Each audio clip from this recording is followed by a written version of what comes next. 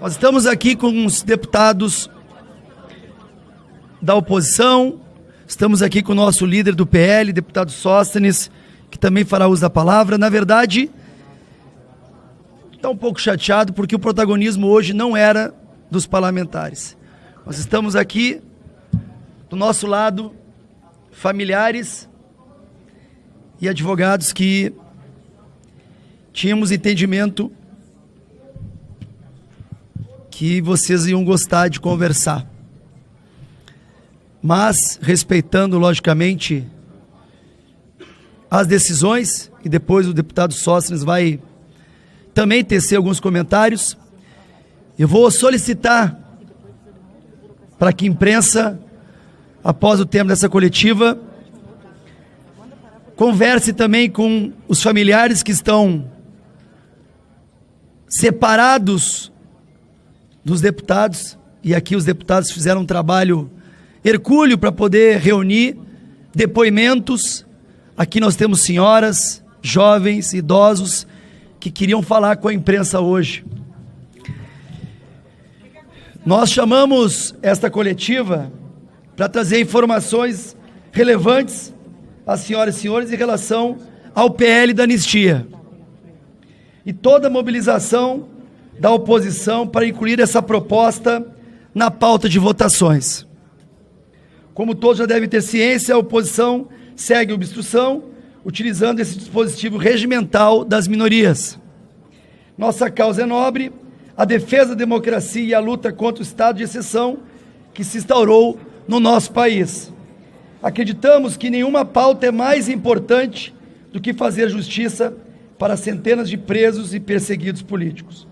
Hoje, estamos fazendo a entrega formal do relatório de uma associação dos presos e vítimas do 8 de janeiro.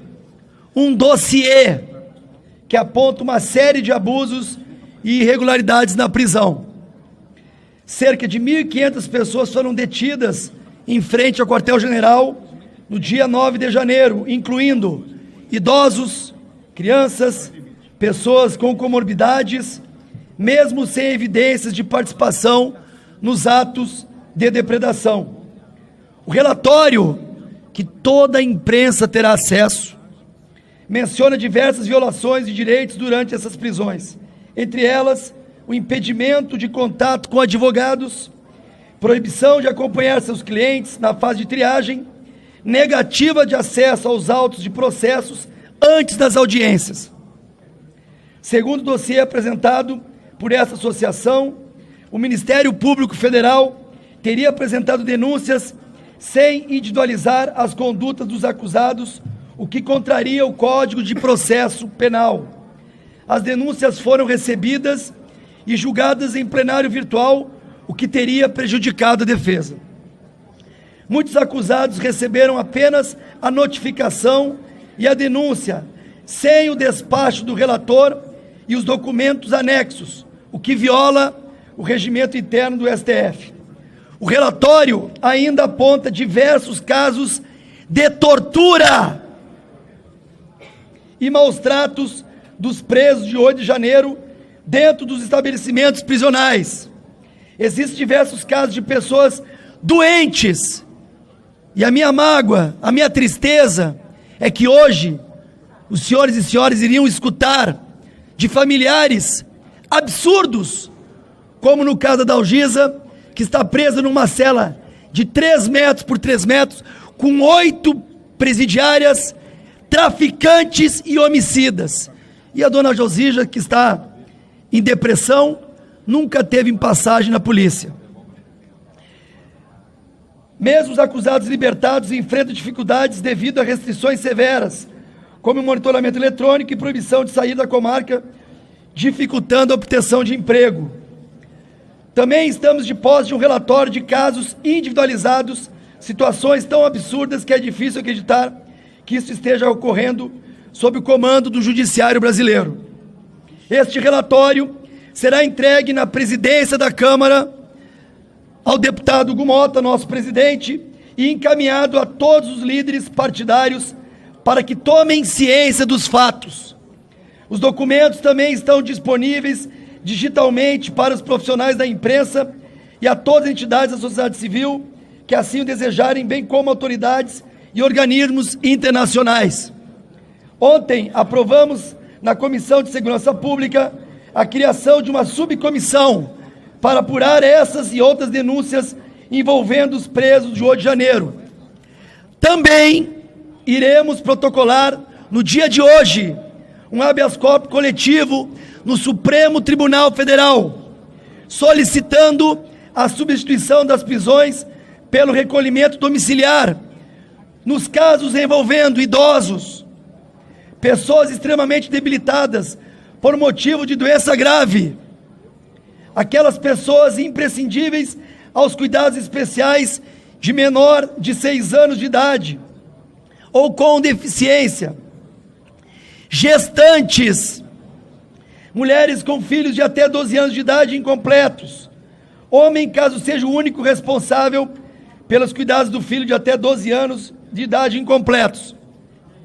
Neste sentido, estamos pedindo que os fundamentos das decisões que converteram as prisões preventivas em domiciliares, envolvendo os casos da cabeleireira Débora Rodrigues e do senhor Jaime Junques, sejam estendidas a todos os presos do 8 de janeiro que ainda aguardam julgamento e que se enquadram nessas hipóteses. Aqui nesta coletiva, e aí era o discurso, estavam acompanhando parentes despresos, advogados das vítimas. Eu vou passar a palavra para os líderes e tentar ainda entrar em contato para que os advogados possam responder as perguntas técnicas sobre essas denúncias que chegaram à Câmara. Por favor, deputado Sóstenes. Boa tarde a todos. Quero inicialmente parabenizar a revista Veja por começar a dar luz a dezenas e centenas de pessoas injustiçadas no Brasil. E é o que esperamos que toda a imprensa nacional tenha a sensibilidade de entender o grave momento em que vivemos. Pessoas estão pagando penas indevidas e, pior, prisão preventiva de 2 anos. Se isso não é um atentado ao Estado Democrático de Direito e à Constituição, não sei mais do que falar. Mas o que venho aqui hoje, além de parabenizar a Veja pelos dados publicados, que quero ressaltar da gravidade do que o nosso líder da oposição já falou, é dizer que nós somos os primeiros aliados do presidente Hugo Mota para ser presidente da Casa. Continuamos sendo e seremos enquanto o mandato dele durar, que são 2 anos. E é por isso que nós temos autoridade para, com todo o respeito regimental, fazer a obstrução que estamos fazendo, apesar de alguns da imprensa ainda não entender que a obstrução ela é um processo em que você paralisa a casa ou retarda o processo. E aproveitando até o Marcelinho que me fez a pergunta, regimentalmente, quando nós estamos fora do bloco, a gente tem 13 requerimentos de obstrução para fazer e seria muito oportuno se regimentalmente a gente tivesse esse instrumento. Hoje não temos porque estamos num bloco só da eleição até que seja formada a comissão mista de orçamento que deverá acontecer nas próximas semanas, quando nós do PL sairemos do bloco e aí sim teremos efetividade ainda maior na nossa obstrução. Entretanto, para quem conhece o processo legislativo, e muitos dos senhores e das senhoras conhecem, a obstrução ela é de 2 formas, ou paralisa-se ou retarda. O que nós estamos conseguindo neste atual momento, por conta do blocão que estamos pertencendo, é retardar as votações e vamos continuar até que o presidente Hugo Mota, que é o nosso aliado de primeira hora, decida sobre o PL da anistia. Nós não vamos desistir enquanto essa matéria não vier ao plenário. E vou ser claro, só não está na pauta porque sabem que nós temos os votos para aprovar e votos sobejantes. Nós temos, e aí quero deixar claro, e a minha gratidão ao presidente do Progressistas, senador Ciro Nogueira, que me ligou e falou: Sóstenes, quem te disse que só 90% da minha bancada ia votar? Eu falei: o seu líder, doutor Luizinho. Ele falou, quero a lista dos outros que iriam votar contra, porque eu, como presidente, ligarei um por um e o progressista tem compromisso de dar 100% dos votos à anistia. Muito bem, muito bem, muito bem. Minha gratidão ao presidente Ciro Nogueira, do Progressista, bem como isso está contagiando o Brasil. E por mais que queiram inventar outras pautas para tirar a anistia da pauta dos noticiários da vida do brasileiro, não vão conseguir, porque nós, como oposição, como maior partido de oposição, e como vários colegas de outros partidos que estão aqui, que quero agradecer, não vou citar nomes, mas vários outros partidos, que, lógico, existem pressões outras, que eu vou me eximir aqui de dizer quais são, mas eles não podem ainda com seus líderes, e está totalmente identificado, mas nós somos muitos, e é só colocar na pauta que vocês verão quantos são a favor da anistia na Casa do Povo. Por último, quero aqui fazer um apelo ao presidente Hugo Mota, como aliado. Esta aqui é a Casa do Povo, com todo respeito. Eu já sei que a gente está numa democracia relativizada, e muitas vezes estamos sendo aviltados pelo outro poder. Agora, eu nunca esperava que na Casa do Povo, na hora de uma coletiva de imprensa, que quem mais deveria ter protagonismo, está aqui ao meu lado, a filha do Clezão, a advogada da família, que eles era quem iriam falar, porque isso aqui, eu entendo, é a Casa do Povo, não é só Casa de Deputados, não. A Casa do Povo é a Câmara dos Deputados, e nós gostaríamos de ouvi-los. Entretanto, até agora... Já autorizaram? Não, nós vamos falar... Tá, até agora, nós não temos autorização para que vocês os ouçam. Porque muito melhor do que nós falarmos, são eles que estão sofrendo as injustiças na pele. Mas, até o presente momento, por decisão, e a gente está começando o mandato do presidente Hugo Mota, ele não tinha autorizado, não sei se vai mudar agora, para que vocês possam ouvir as pessoas mais sofridas desse episódio todo, que não somos nós. Nós só estamos aqui legitimados pelo voto para sermos vozes e ecoar a voz daqueles que ainda não podem estar no plenário. Mas aqui numa coletiva, eu jamais pensava que a gente ia ter algum tipo de censura. Por isso fica aqui o meu apelo ao presidente Hugo Mota, para que ele possa autorizar que as pessoas que mais estão sofrendo por conta da falta da gente votar anistia, que eles possam falar na Casa do Povo. Aí sim, essa é uma casa democrática. Fora disso, é censura, e eu não espero jamais isso do nosso presidente Hugo Mota. Obrigado. Muito bem, presidente. Muito bem. Valeu, líder. Muito bem. É isso aí mesmo. É isso aí. Boa tarde a todos. Todo o povo brasileiro, jornalistas e também no âmbito internacional, estamos assistindo atônitos a esse flagrante processo de violação dos direitos e garantias fundamentais de qualquer cidadão que está sendo cometido nesse processo dos presos políticos do dia 8 de janeiro. E nós temos uma novidade que o líder Zucco acabou de nos informar, que saindo daqui, eu quero atenção a todos os jornalistas. É obrigação do jornalismo buscar a verdade dos fatos. E já que os presos políticos do Brasil não estão tendo voz nos autos do processo, sendo-lhes negado o acesso à justiça, o acesso ao devido processo legal, ampla defesa, a presunção de inocência e duplo grau de jurisdição para ter revistas as suas sentenças absurdas dadas, saindo daqui, iremos todos na frente da oposição, inclusive os advogados, e essas pessoas que vieram para serem ouvidas aqui no Salão Verde estarão lá para dar entrevistas aos senhores e às senhoras. Isso porque nós, como representantes do povo brasileiro, não iremos nos calar diante de tantas atrocidades à nossa Constituição e ao Estado democrático de direito. Portanto, fazemos esse convite, entregaremos o relatório a vossas senhorias, aqui aos jornalistas, e que divulguem amplamente esse estado de coisas, porque o Brasil precisa ser pacificado. É preciso parar de perseguir a direita brasileira. Tudo está orquestrado entre os partidos de esquerda e, infelizmente, o judiciário está fazendo esse papel de perseguir as maiores lideranças que esse país já teve na direita. Inclusive como forma de ocultar ao Brasil os danos econômicos irreversíveis que o Brasil está entrando por conta do desgoverno Lula, para tirar o foco da destruição econômica do Brasil e para voltar para o processo do dia 8 de janeiro. Mas nós vamos aproveitar essa deixa para anistiar os presos políticos do dia 8 de janeiro, porque são pessoas inocentes que não merecem tamanha injustiça. Muito obrigado. Muito bem, muito bem. Anistia já! Anistia já! Anistia já! Anistia já! Anistia já! Anistia já! Anistia já! Boa tarde a toda a imprensa, a todos aqueles que querem de fato levar a verdade. E, infelizmente, na tarde de hoje, várias pessoas, parentes das vítimas, não puderam entrar aqui no Salão Verde. O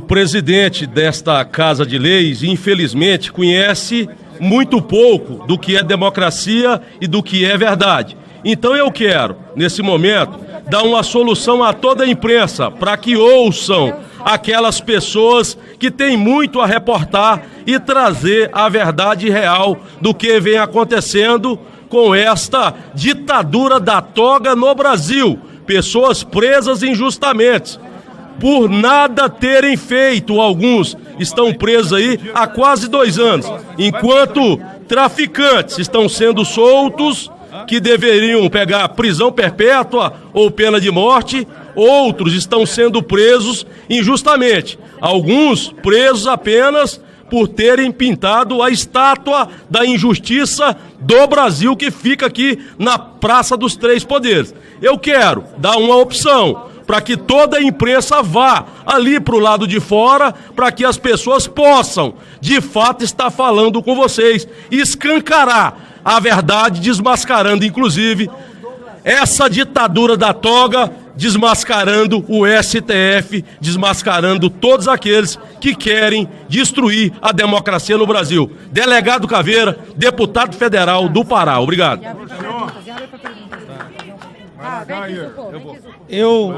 Eu pedi essa oportunidade agora só para fazer um relato bem rápido. Só para fazer um relato de algo que aconteceu há alguns meses atrás.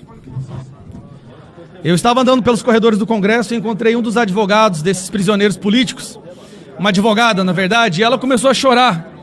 E ela me mostrou através de documentos que agora, você sabe, né, a sustentação só pode ser enviada através de download, né, internet, digital. Não é mais sustentação oral no tribunal, no plenário, porque eles começaram a passar muita vergonha, os ministros do STF, quando começaram a ser indagados pelos advogados sobre essa absurda, essa aberração que é essas condenações. E aí essa advogada me mostrou que ela subiu no sistema a sustentação oral de 15 minutos, porque é esse o tempo que eles têm para fazer a defesa dos seus clientes. 15 minutos. Ela subiu a sustentação oral no sistema às 11h57 da noite, nos últimos minutos do prazo que se poderia subir a sustentação oral. Pasmem, senhores. Sabe que hora saiu a decisão de condenação? À 00:05. Uma distância de 8 minutos entre subir a sustentação oral, onde a defesa é feita, e a condenação ter sido proferida. Ou seja, nem assistir a defesa eles assistiram. Que justiça é essa? Por mais que muitos da imprensa e da esquerda possam discordar da direita, possam não gostar de nós, mas uma coisa tem que ser concordada: isso não é justiça. Nos últimos 4 anos, o ministro do STF, Alexandre de Moraes, determinou 77 buscas e apreensões por palavras proferidas. Agora eu pergunto para os senhores e senhoras: quantas buscas e apreensões foram contra pessoas de esquerda? Vocês sabem? Nenhuma! 77 buscas e apreensões contra parlamentares, senador, comediantes, jornalistas, pessoas em comum, donas de casa. Isso é justiça? Eu digo sempre que na Venezuela também existe um Superior Tribunal Federal, que foi há muito tempo sequestrado pela ideologia totalitária. E por que existe o Superior Tribunal Federal na Venezuela? É uma democracia? Justamente não, justamente por ter sido uma instituição sequestrada, ela deixou de ser. Nós podemos começar o processo de pacificação agora. Já não é mais uma questão de direita ou esquerda, é uma questão humanitária. Todos sabem que essas pessoas que estavam aqui eram inocentes, não sabiam, não houve golpe, não houve tentativa de golpe. Por isso que eu peço que todos da imprensa Vão conosco até a oposição. Lá na oposição agora, para vocês ouvirem essas pessoas. Elas precisam ter voz, porque nem na sustentação oral elas tiveram. Esse é o momento e nós vamos abrir agora para perguntas. Aqui, ó. Zucco. O PSDB vai falar o Reinaldo. Reinaldo, oi. Vai lá. Sou eu aqui. Oi. Carol. Abriu para pergunta. Ela abriu para pergunta. Sou eu. Deixa eu só passar aqui. Deixa o Reinaldo falar. Bem, só um pouquinho. Depois faz a coletiva. Deixa o Reinaldo falar. Pessoal, não, por enquanto nós estamos nos manifestando, né? Manifestando. Eu quero mostrar aqui, olha aqui, a filha do Clesão aqui está. Não só ele morreu, como um terrorista, quando não passa de um patriota. Acusado de quê? De golpe de Estado. Parece um jardim da infância. Dizer que um golpe de Estado, houve tentativa, sem uma faca, sem uma metralhadora, sem um soldado, sem um líder. Será que o Brasil não entende isso? Estamos vivendo um momento máximo de distopia nesse país. Não vamos admitir e, no fim, o bem sempre vence o mal. Se não venceu ainda, é porque ainda não chegou ao fim. Minha solidariedade a você, a filha do Clesão que aqui está. Estamos juntos e anistia já! Anistia já, força e honra! Reinaldo. Vai lá, Rei. Boa, Bia. Bom, deixa eu falar como vice-líder do PSD. Estou aqui eu, Sargento Faur, e hoje a maioria da bancada do meu partido, o PSD, nós somos em 45 deputados federais, apoia a anistia. E apoiamos por quê? Porque não houve golpe de Estado. Porque é uma injustiça muito grande. Porque as pessoas estão presas indevidamente, condenadas a 15, 16, 20 anos de prisão. Quando, no máximo, poderia individualizar a pena e prender por questão de vandalismo.